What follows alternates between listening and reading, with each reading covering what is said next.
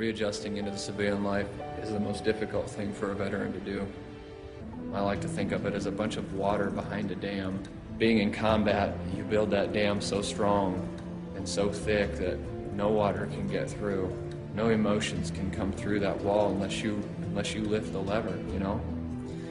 When you come back into the civilian life, that thing is overrun with water and it overflows. It actually drowns you out at times. You feel like you don't know how to retain that amount of pressure that's on you to be normal. You're now abnormal. You're the one that sticks out.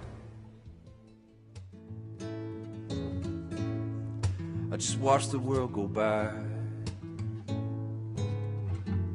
Went from the corner of my eye. I saw you walking. I saw you walking right up to me.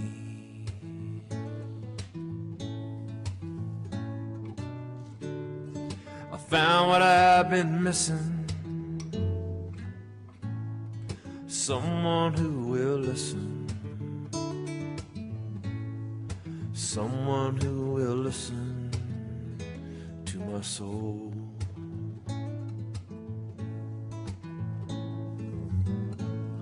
I'd forgotten how to feel. I'd forgotten what was real. I'm open for the first time in very long.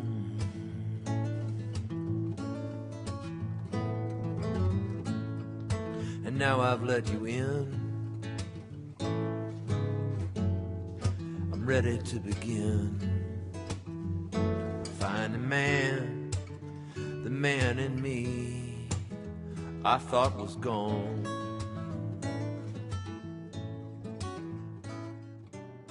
Hello, and welcome to our series, When Vets Gather. My name is Scott Shuley, a retired Army veteran. We believe that when vets gather, hope happens and recovery begins. Today we're going to continue with part 2 of the story of Andrew O'Brien and how he survived suicide. We have a guest host today, Jeremy Schwartz from the Austin American-Statesman, that interviewed Andrew last time. Thanks for having me back, Scott. It's great to be here. You know, we're dedicating this series of veterans' recovery stories to the veterans and family members so they can understand that they're not alone in this. A lot of people think that the wars are winding down and that we just need to move on. What would you say to those people?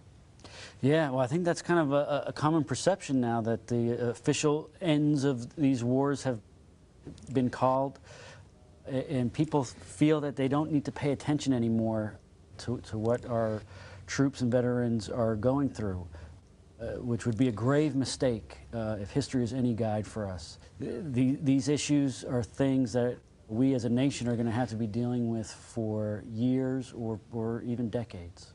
So when the lights go out and the news moves on, these folks are still here. You know, I think whatever we can do to keep that light shining on these issues is what we need to do. Even if there's a nation that doesn't necessarily want to hear it, they still need to be shown what's happening. So we inside of our communities, we've got a responsibility to continue to look out for these veterans. That's really what we're hoping with Andrew's message can be part of that healing process for other veterans, especially hearing it from somebody who went through what many of them are going through. Right. Before we go to part 2 of Andrew's story, can you give us a quick recap of part 1? Sure. In the last episode, we learned about Andrew's deployment to Iraq, the difficulties he faced after coming home, and his attempt to take his own life, which luckily was a failed attempt. Most importantly, we learned about his conversation with his older brother, Lee, also a war veteran, who in many ways gave him the permission to feel the feelings that he had and also to express those. Well, let's go to the Veterans Roundtable, to part 2, and continue your interview with Andrew.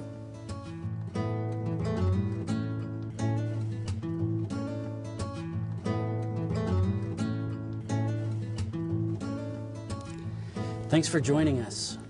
I'm here with Army veteran Andrew O'Brien. And why don't you tell me a little bit about when you did get out of the Army, you made a decision. First of all, how did you come to that point? Well, the main reason I did it was because in February of 2013, they released the suicides for 2012. for the veteran and soldier population. When they released those statistics, I was just in shock, because ever since I attempted, I kind of felt like I was alone in the attempt, like, you know, that was weak of me to even try that. But then I hear the news and they say in 2012, you know, average 22 veterans take their own lives every day and 1 active duty service member.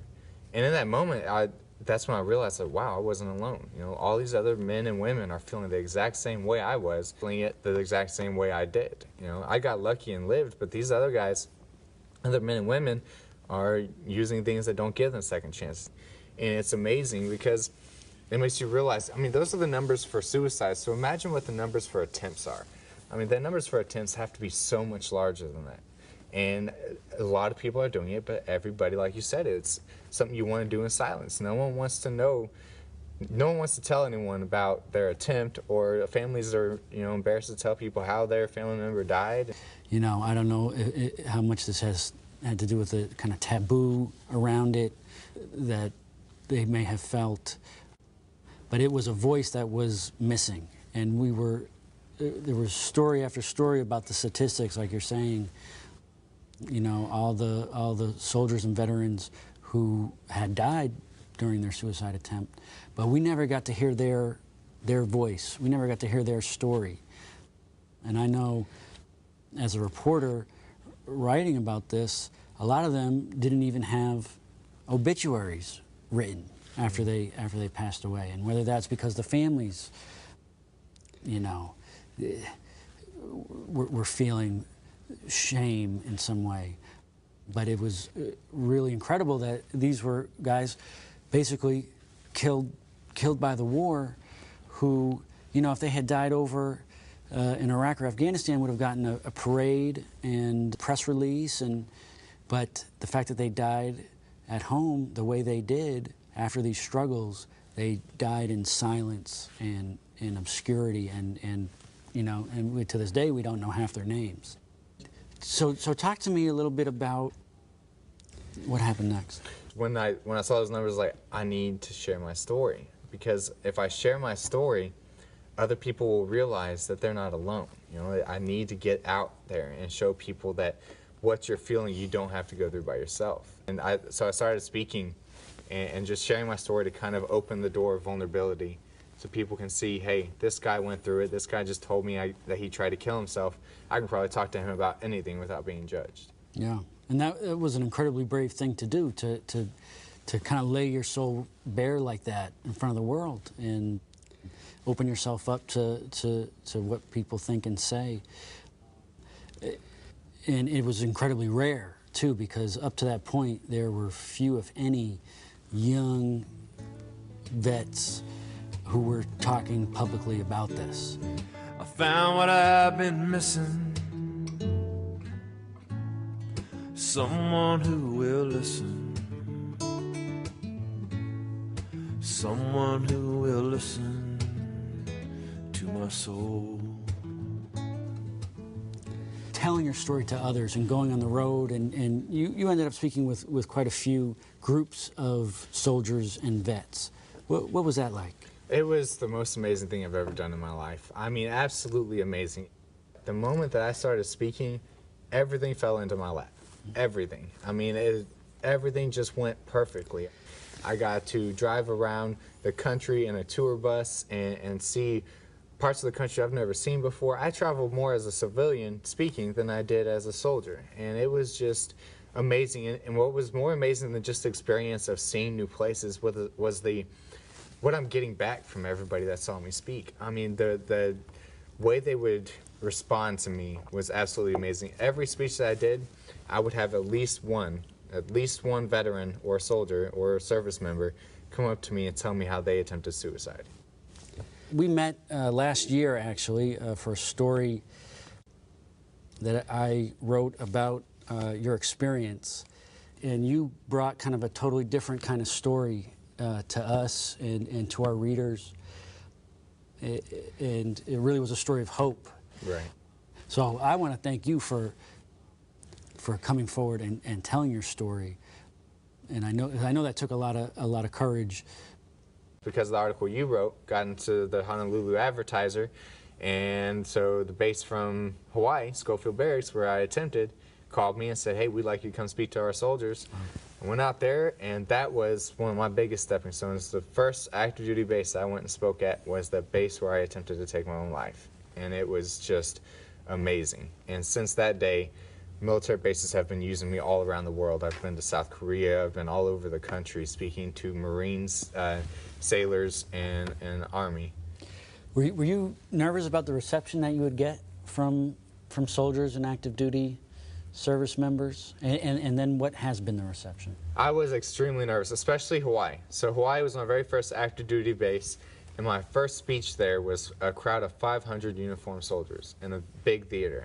And I'm looking out there, and my whole body is just shaking, and I'm nervous, and I'm just like, it's even more, speaking to that many people is a little intimidating, but it's even more intimidating when they have a freaking Army uniform on. And these are the same, you know, my way of looking at that uniform is that's the same uniform that judged me before. That's the same uniform that made me feel embarrassed for having feelings. But I got up there, and I swear I had a line after my speech of about 40 people. And I sat there for 2 hours just speaking to 40 different people as they come up to me, either shake my hand and thank me for what I did, or tell me their personal stories, or ask me questions, or ask me how to deal with certain issues. I mean, it was just, the outcome was just, I was just in shock. Yeah. So that really changed your outlook. So Andrew, if you could sum up your message to other veterans, other family members of veterans all over this globe, what would it be? The biggest thing I'd tell military veterans is that PTSD does not have to control your life. You can take control over it. And the biggest way to face it is you have to face your demons. You can't let it own you, and you can't run away from your problems, because the longer you run away, the more it's just going to continue to eat at you and eat at you. And then for the families, I would tell them it's going to be very hard, and it's going to be very difficult, and you really have to be strong. And sometimes there's going to be days where you just don't know if you can hold on anymore. But if you're continually supportive, if you stand behind them, you don't push them too much, there will be a time when this veteran is going to decide to take care of their problems. But the biggest thing is this veteran has to realize that themselves. They can't just be forced into it. He or she is not going to get help until they're ready to get help for themselves. Yeah, that's pretty powerful. Thanks a lot, man. Thank you. Okay.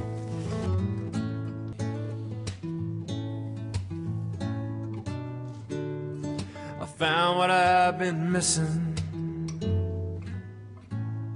Someone who will listen.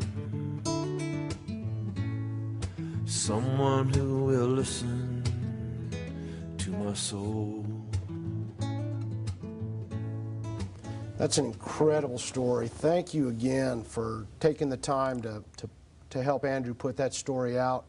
And it's you had a real significant role in Andrew's story. Can you tell us a little bit how that impacted you personally? Yeah, well, I met Andrew a couple years ago and had been writing pretty relentlessly about veteran suicide and suicide of troops here at Fort Hood. Those were really tough years. And Andrew's story was really kind of a ray of hope, kind of amid all these grim statistics. And I was just struck by kind of the courage that it took for him to tell his story as a young veteran. It's a story that you don't hear out there, and a lot of veterans are going through it. And luckily for him, and for all of us, he survived that attempt and was able to bring us all through that story to learn from it, both within the veteran community and the larger community around that needs to learn about some of these issues. Oh yeah, I mean it is. We can learn so much from our veterans. Thank you again, Jeremy, for taking the time to interview Andrew. We are very fortunate today to have one more guest, Dr. Alvin Dillard, chaplain of the Killeen Police Department, which is also the home of Fort Hood. Welcome. Well, I'm glad to be here, and thank you for having me.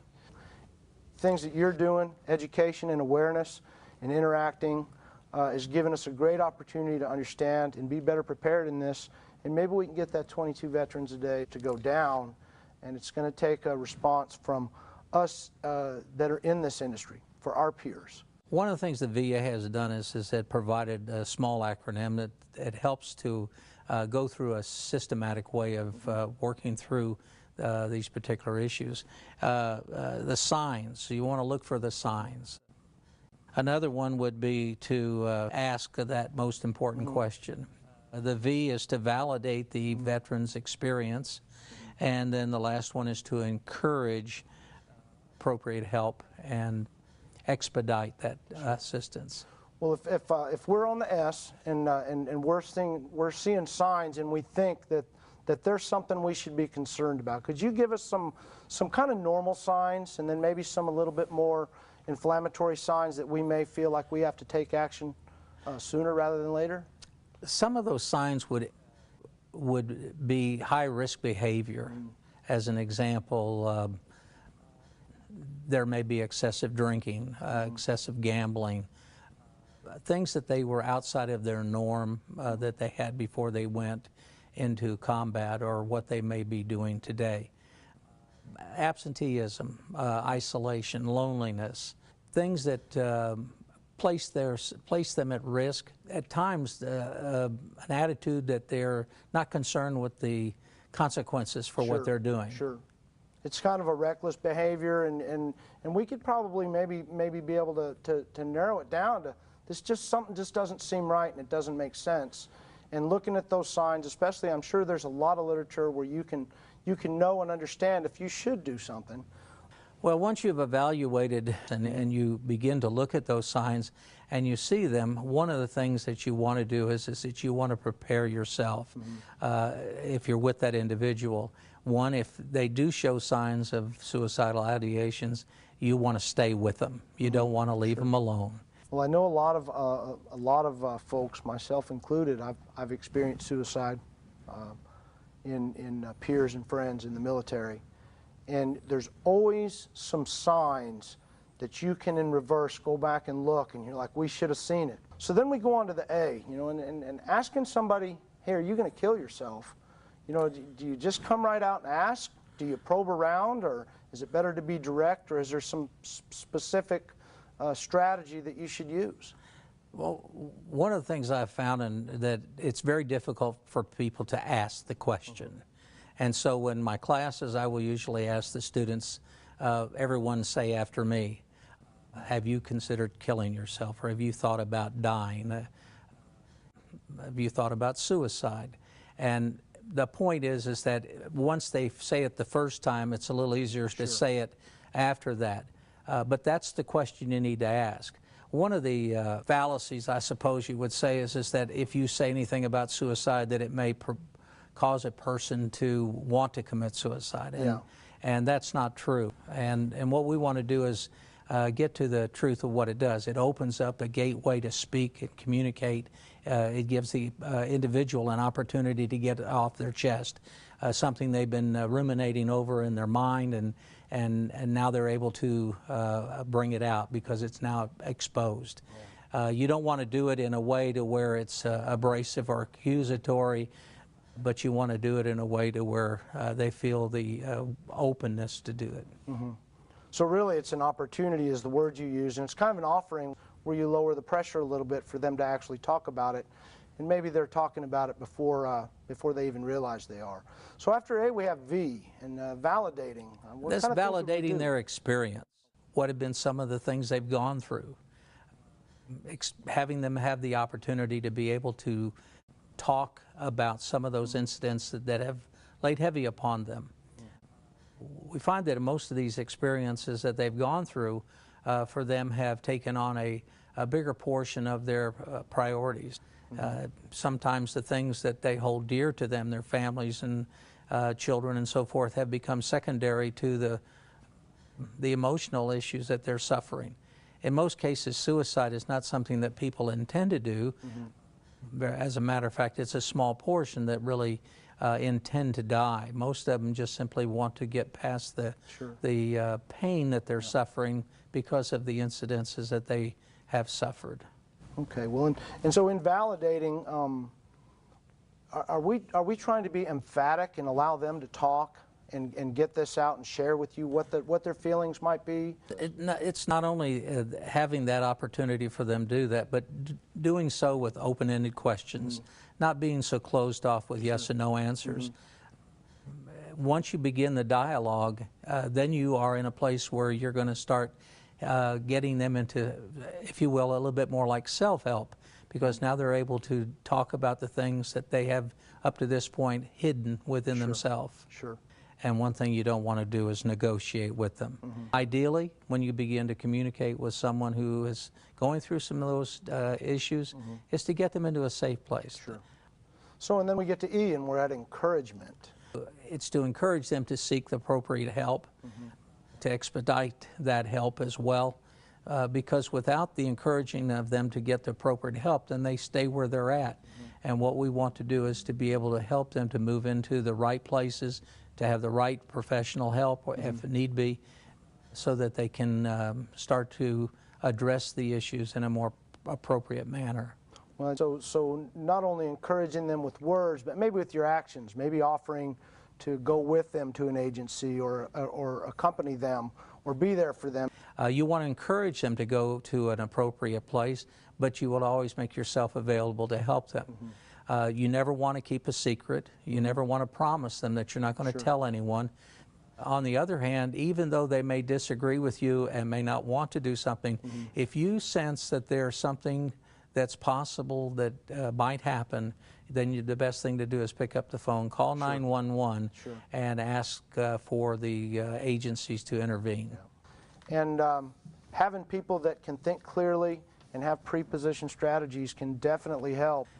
Many times before I go on a call, I'm preparing myself, even in the car before I get there, as to how I'm going to respond to different situations. And I may have 2 or 3 scenarios that I'll use. It's very important in the final analysis that everyone goes home safe.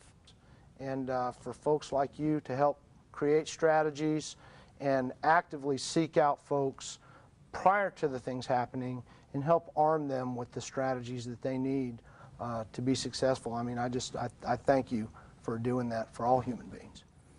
Well, for everyone that we can intervene with and save, we have mounted an aggressive role in helping to save that life, and we need to do more of it.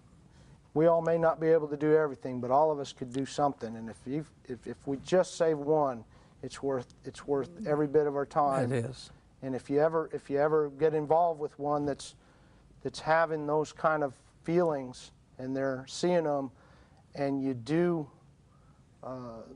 partner up with them and become their shadow a little bit and go through that hard time, you have somebody later on tell you, I was going to kill myself till you came along. And if you ever have somebody say that to you, it has an explosive nature where you start to understand the profound impact that you really have inside you to make on another human being's life. All right. Well, Dr. Dillard, thank you so much for being with us and discussing this with us today. And we hope that it reaches out and makes a difference in other people's lives. Thanks again. Yeah. We want to thank Dr. Dillard, Jeremy, and Andrew for their courage to step up and talk about this sensitive issue so we could all learn and be better prepared to deal with it. And as we close, remember what Andrew said, don't let post-traumatic stress be your demon. If you find yourself struggling, there's help out there. Reach out, talk to somebody.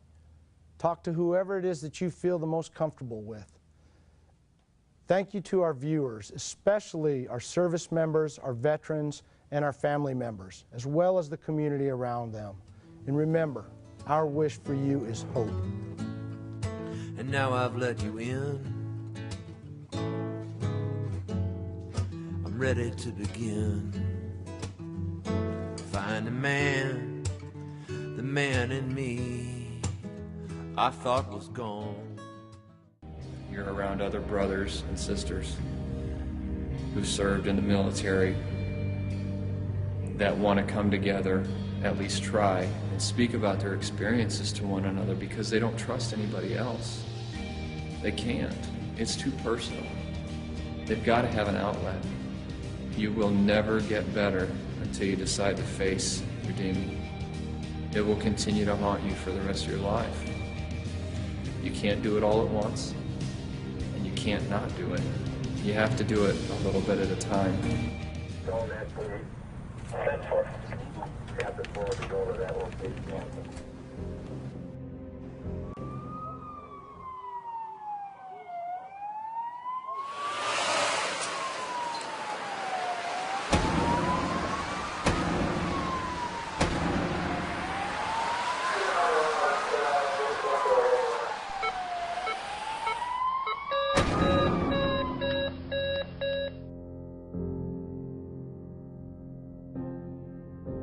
It was his commander, and he said, you know, you might be having to fly out here. Your brother Andrew he's in the ICU right now, and he might not make it. They're in Dallas and I'm in Hawaii. They couldn't come see me, and so all they could do is wait by that phone and figure out if I was going to wake up that next morning. For the first time, really ever, I had no idea how to live anymore because I felt dead inside.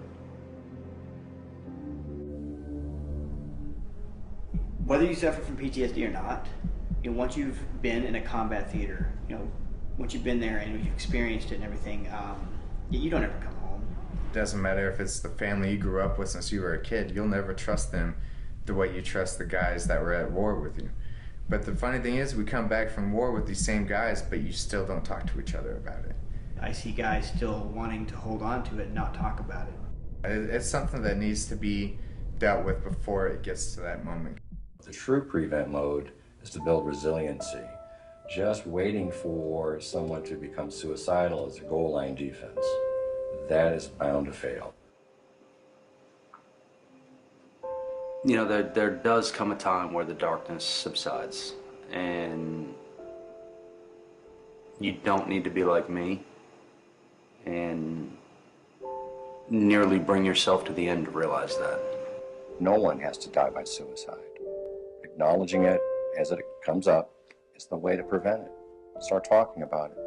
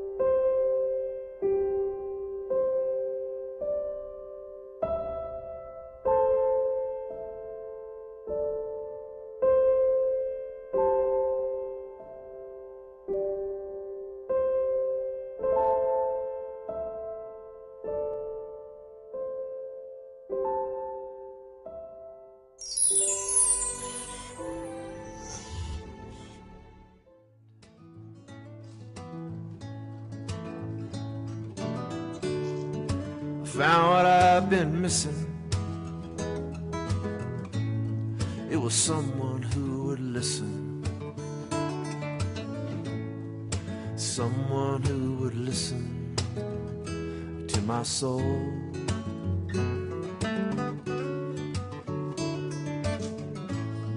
Someone who would listen to my soul.